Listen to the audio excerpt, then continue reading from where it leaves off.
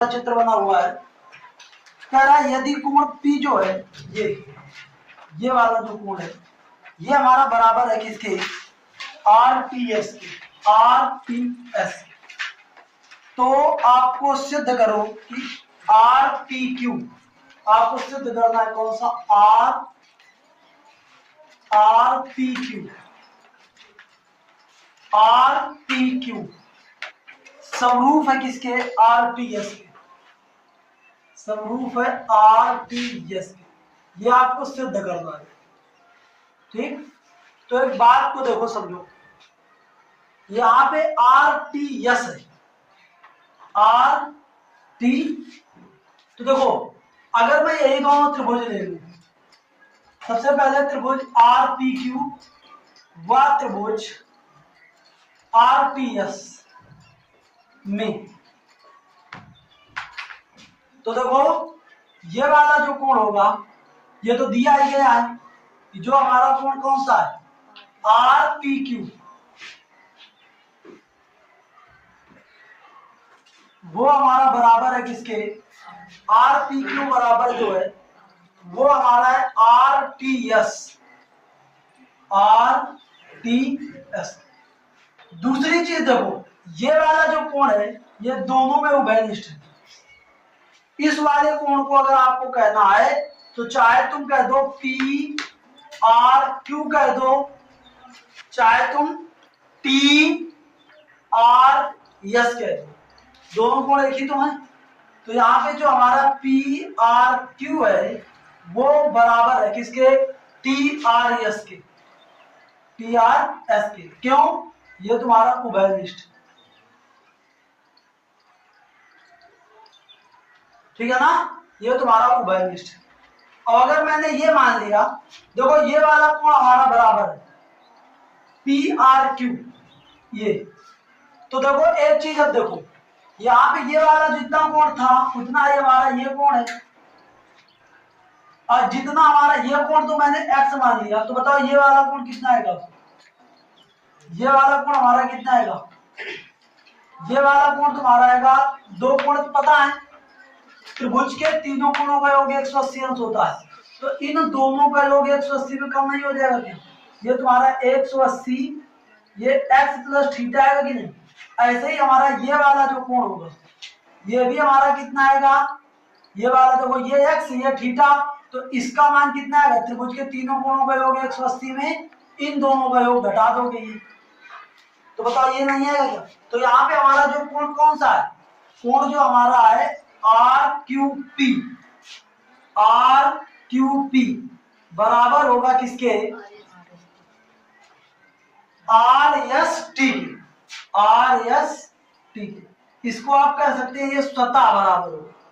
स्वतः कैसे बराबर होता है वो मैंने आपको बता दिया, जब दो त्रिभुज ऐसे हों जिनके दो संगत कोण बराबर हो तो तीसरा कोण स्वतः बराबर हो जाता है, ठीक। और कैसे मैंने बताया, जैसे इसमें ये वाला कोण इस वाले कोण के, ये वाला कोण स्वयं के बराबर था पूरे त्रिभुज में, और ये वाला कोण हमारा इसके बराबर है, तो अगर मैं पूरे त्रिभुज में देखूं तो ये वाला जो कोण होगा इन दोनों के योग के बराबर होगा, इन दोनों के योग को 180 से घटाने पर होगा। ऐसे ही हमारा इन दोनों का योग 180 से घटाने पर, तो ये वाला कोण हमारा इसके जो बराबर हुआ इसको कहते हैं स्वतः बराबर, ठीक।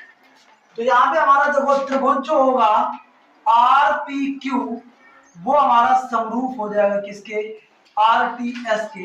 ऐसे ही आपको सिद्ध करना है, कोई ज्यादा बड़ा सवाल नहीं था, आराम से कर सकते हो। आगे देखो सवाल नंबर 20, त्रिभुज ABC में, ये हमारा कोई त्रिभुज है, ये हमारा A है, ये हमारा B है और ये C है। त्रिभुज ABC में जो हमारा AD है यहाँ पे दिया गया है, AD स्क्वायर बराबर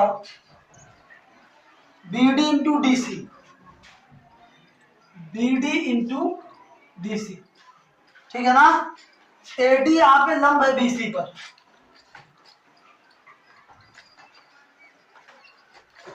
AD हमारा लंब है किस पर, BC पर। तो इसमें हमारा कोण सिद्ध करना है कि ये जो BAC कोण है आपको सिद्ध क्या करना है,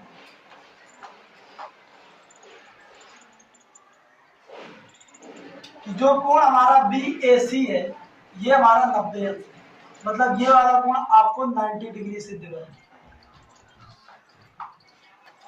ठीक है ना। तो एक बात आप देखो ध्यान दें,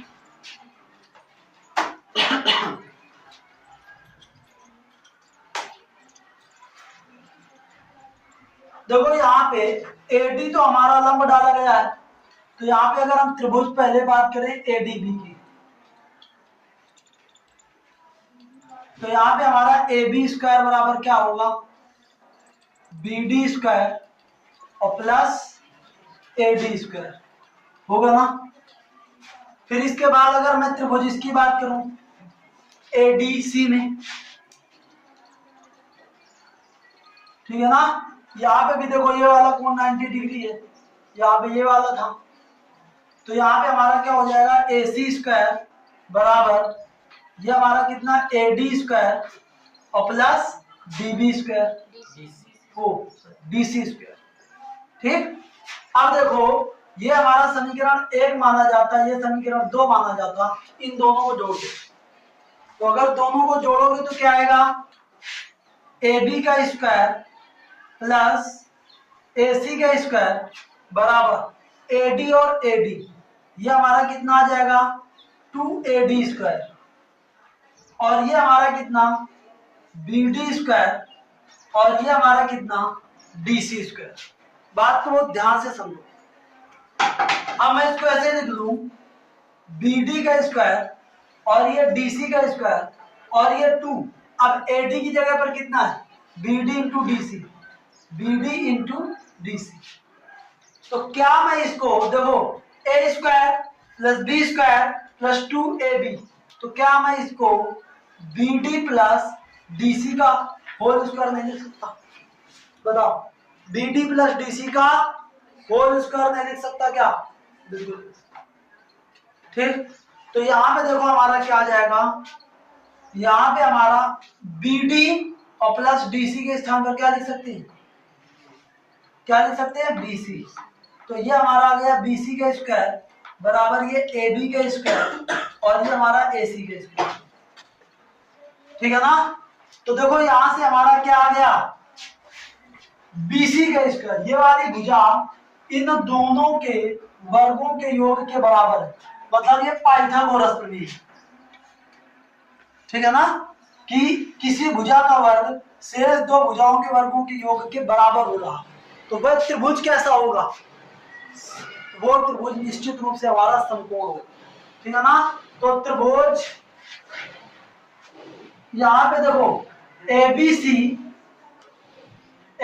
क्या होगा, समकोण होगा, और जो कोण BC होगी के सामने वाला जो कोण होगा वो हमारा समकोण होगा। तो देखो, तो भुजा BC के सामने वाला कोण कौन है, भुजा BC के सामने वाला कोण ये क्या, कोण A, इसीलिए हमारा अतः कोण A बराबर हमारा कितना होगा 90 अंश, ये आपको सिद्ध, ठीक है ना। इस तरीके से आप इस सवाल को विधिवत कर सकते हैं, बताओ कोई दिक्कत होगी क्या, ठीक है ना। आगे देखो नेक्स्ट सवाल, सवाल नंबर 21, सवाल नंबर 21 देखो हमारा क्या है, कह रहा है एक त्रिभुज ABC, तो त्रिभुज हम बनाते हैं ABC, ये हमारा एक त्रिभुज ABC है, ये हमारा A है, ये हमारा B है और ये हमारा C है। एक त्रिभुज ABC की भुजाएं AB और AC, AB और BC, ये हमारा AB और ये हमारा BC, तथा माध्यिका AD, और एक माध्यिका है हमारी, देखो माध्यिका हमारी क्या है AD, ठीक, एक माध्यिका। इसके बाद कह रहा है एक अन्य त्रिभुज पी क्यू आर, एक दूसरा त्रिभुज है, ये हमारा पी, ये हमारा क्यू, ये हमारा आर, ये हमारा पी, ये हमारा क्यू, ये है जो पी क्यू आर बन गया एक त्रिभुज। इसमें भी हमारी एक माध्यिका है पी एम, इसमें भी एक माध्यिका है हमारी,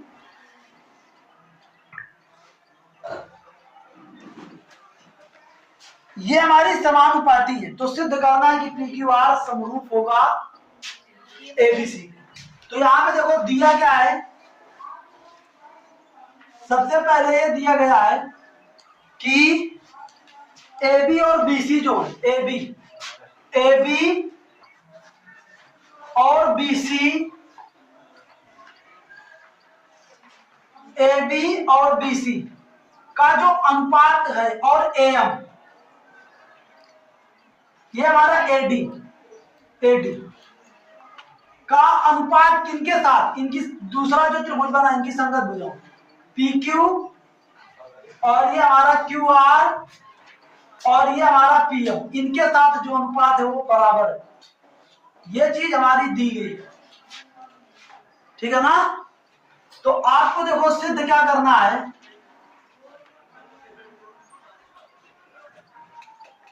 सिद्ध करना है कि जो त्रिभुज ABC है वो हमारा समरूप है किसके, PQR की। जो हमारा त्रिभुज ABC है वो त्रिभुज किसके होगा, समरूप होगा PQR की। ये हमें सिद्ध करना है। तो अब एक बात समझो, देखो यहां पे हमारा उपपत्ति करनी है,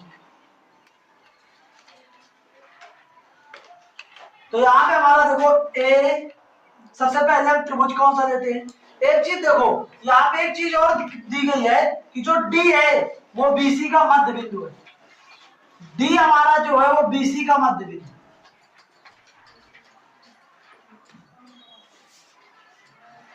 वाह, उधर हमारा एम जो है वो हमारा क्यू आर का मध्य बिंदु है, ठीक है ना। ये बात भी आपको ध्यान देनी है, बात समझ गए कि नहीं, इतनी चीजें तुम्हारी दी गई है। अब उपपत्ति में यही ध्यान रखेंगे। तो देखो सबसे पहले क्या मैं बीडी की जगह पर बीसी बटे 2 नहीं लिख सकता, क्या मैं क्यूएम की जगह पर क्यूआर बटे 2 नहीं लिख सकता। तो यहां से अगर मैं बीसी का मान निकालूं तो ये 2बीडी हो जाएगा, यहां से अगर मैं क्यूआर का मान निकालूं तो ये 2क्यूएम हो जाएगा। अब जो हमारा दिया है उसी में ये रख दो, AB बटे PQ बराबर BC बटे QR बराबर AD बटे PM, यही तो दिया गया है। इसमें हम BC का मान क्या रख दें, 2BD, तो यहाँ पे ये हमारा आ गया 2BD, और यहाँ पे हम QR की जगह पर क्या लिख दें, 2QM, ये हमारा 2QM। तो देखो ये 2 से ये 2 कट गया, तो यहाँ पे हमारा क्या आ गया, AB अपान PQ बराबर आ गया BD अपान QM, और ये हमारा AD अपान ये कितना PM। तो देखो AB बटे PQ, ये AB बटे PQ बराबर है BD बटे QM बराबर है AD बटे PM। तो बताओ भुजा भुजा भुजा, अगर मैं बात करूं, अगर ये बात है हमारी, तो भुजा भुजा भुजा सर्वांग समता से जो त्रिभुज ABD होगा वो समरूप हो जाएगा PQM के, ठीक है ना। तो त्रिभुज ABD समरूप होगा किसके, PQM के, किससे, S समरूपता से। बताओ ये समरूप होंगे कि नहीं। और समरूप त्रिभुजों के संगत कोण बराबर होते हैं, समरूप त्रिभुजों के संगत कोण बराबर होते हैं। तो यहाँ पे हमारा ABD जो होगा वो बराबर हो जाएगा किसके, PQR के। ABD जो होगा वो PQR के बराबर हो जाएगा। अब फिर हम त्रिभुज कौन कौन से ले लें, ABC। अब त्रिभुज कौन से ले लें, त्रिभुज ले लें, अब त्रिभुज ले लें एबीसी व त्रिभुज पीक्यूआर में, त्रिभुज एबीसी व त्रिभुज पीक्यूआर। तो एबीसी और पीक्यूआर अगर हम लेंगे तो यहां पे एक बात को समझो, यहां पे हमारा ये वाला देखो कोण इसके बराबर हो गया। तो यहां पे आपको एक चीज ऑलरेडी दी गई है कि A B upon P Q बराबर B C upon Q R, ये चीज ऑलरेडी आपको दी गई है। देखो यहां पे ये चीज दी गई है ना। अब आपने ज्ञात कर लिया क्या कि जो हमारा एबीसी है वो बराबर है किसके, पी क्यू आर की। तो आपने ऐसी भी तो एक समरूपता की कसौटी पढ़ी है कि अगर हमारा ये वाली भुजा का अनुपात इसके साथ और ये वाली भुजा का अनुपात इसके साथ और इन्हीं दोनों भुजाओं के बीच बनने वाला कोण, ठीक है ना, बराबर हो तो त्रिभुज क्या हो जाते, समरूप हो जाते हैं। इसको भुजा कोण भुजा कसौटी कहते हैं। तो यहां से हमारा जो त्रिभुज एबीसी होगा वो समरूप हो जाएगा, एबीसी जो होगा वो समरूप हो जाएगा किसके, पी क्यू आर के। जो त्रिभुज एबीसी होगा वो समरूप होगा किसके, पी क्यू आर के। और किस कसौटी से, एस ए एस समरूपता कसौटी से, ठीक है ना। इस तरीके से ये आपको सवाल नंबर 21 लगाना है, थोड़ा ध्यान दें, ठीक है ना। आगे देखो नेक्स्ट सवाल नंबर 22।